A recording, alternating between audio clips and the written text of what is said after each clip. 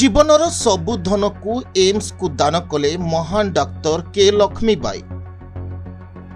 जीवन में धन बढ़ाइबा लोक सहस्र मिलिबे, किंतु निज संचित धन को समाज पाई देबारे पृथ्वी रे मिलिबा केते जे कष्ट ताहा कहिले न सरे।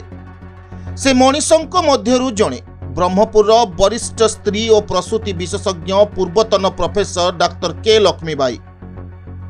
शताब्दी पाई डाक्तर सेवारे निःशुल्क त्याग अपर समर्पण प्रदर्शन करिथिबा एही महान चिकित्सक निजर 3 कोटी 40 लाख टंकार लाइफ टाइम सेविंग संपूर्ण भाव में भुवनेश्वर एम्स को दान करी एक अविश्वसनीय दृष्टांत सृष्टि करिसंती।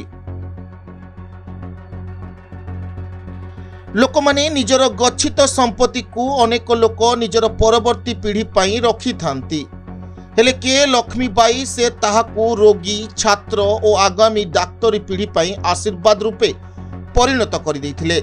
एहा केवल टंकार दान नुहे, एहा मानविकतार पाठ, निष्ठार संदेश और समाज को दिया जाइथिबा अमूल्य उपहार। डाक्तर लक्ष्मीबाई प्रमाण करदेले सेवा ही जीवनर सर्वश्रेष्ठ धन। समाज को गर्वित करिथिबा एही महान मानवीयता को द रिपब्लिक ओडिशा 24 न्यूज तरफ सैल्यूट करुछु। Bureau report the Republic Odisha 24 news.